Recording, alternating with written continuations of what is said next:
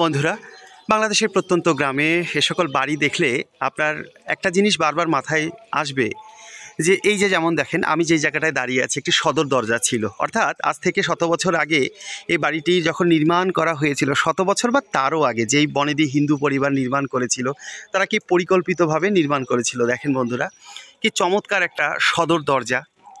তারপরে হচ্ছে গিয়ে এই যে সদর দরজায় ঢুকতেই বাড়ির অন্দরমহল, এবং এই যে দেখেন গাছগাছালিগুলো সেই ফলের বাগান, এবং হচ্ছে দেখেন বন্ধুরা যে কি চমৎকার একটি পুকুর, শান বাঁধানো পুকুর।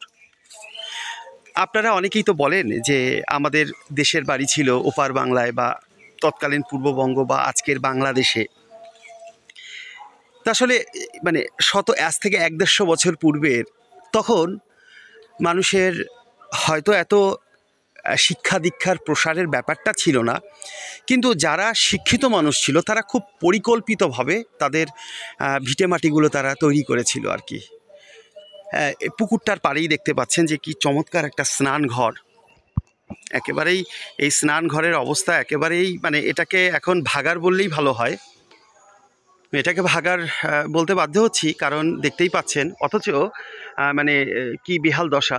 অথচ এখানে এই যে গুপ্তবাড়ি, আমি যেটাতে এসেছি নারায়ণগঞ্জের গুপ্তবাড়িতে, এই গুপ্ত পরিবারের অন্দরমহলের রানী গিন্নি বা মেয়েরা, বাড়ির মেয়েরা এই স্নানঘরটা ব্যবহার করত। এখন সেখানে পোকামাকড়, সাপ পোকামাকড় আর কি ভগ্নদশা অবস্থা। আর এরা তো আসলে দেশভাগের সময় কলকাতায় চলে যায়, যার কারণে এগুলো আর পরবর্তীতে দেখভাল করা বা এগুলো নিয়ে খোঁজ খবর করার মতন কেউ ছিল না।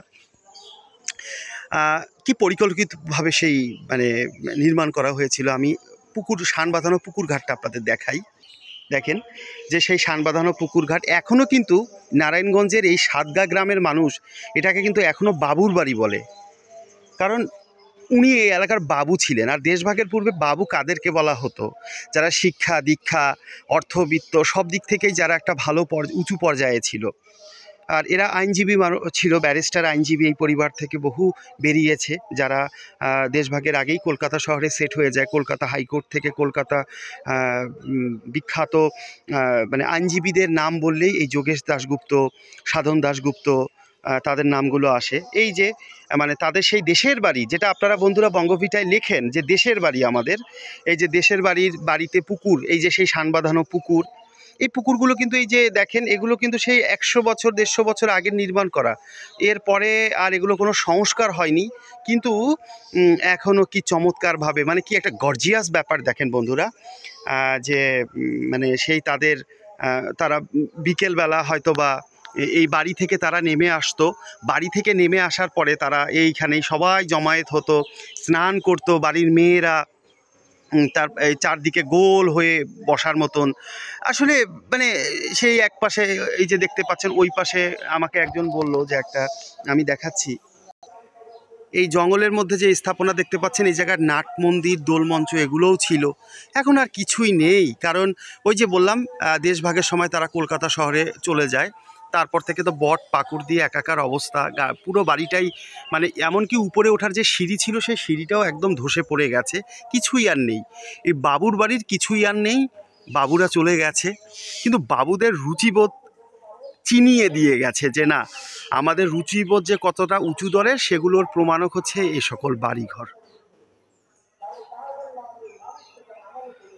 আপনারা অনেকেই লেখেন যে আমাদের বিরাট বড় বাড়িতে দ্বিমহলা বাড়ি, তারপরে হচ্ছে পুজোর সময় বাড়ির সামনে মেলা হতো, মেলা বসতো, বিভিন্ন মানুষ, পুরো গ্রামের মানুষের জমায়েত হতো। ঠাকুরদার মুখে শুনেছি, ঠাকুরমার মুখে গল্প, দাদুর মুখে শোনা গল্প, দিদার মুখে শোনা গল্প, এই যে যারা বলেন না, তাদের এই গল্পগুলো আসলেই সত্য। এবং এই বাড়িগুলো আপনাদের পূর্বপুরুষদের এমনই ছিল, যেগুলো এখনও কিছু এলাকায় পরিত্যক্ত অবস্থায় টিকে আছে, ভগ্নদশা হয়ে টিকে আছে। আসলে বন্ধুরা, ইতিহাস ঐতিহ্যের নগরী হচ্ছে বাংলা এবং পূর্ববঙ্গ তথা আজকের বাংলাদেশ। আপনাদের এই ভিডিওগুলো দেখানোর চেষ্টা চালিয়ে যাচ্ছি বঙ্গভিটার ইউটিউব চ্যানেলের সাথে থাকার জন্য ধন্যবাদ।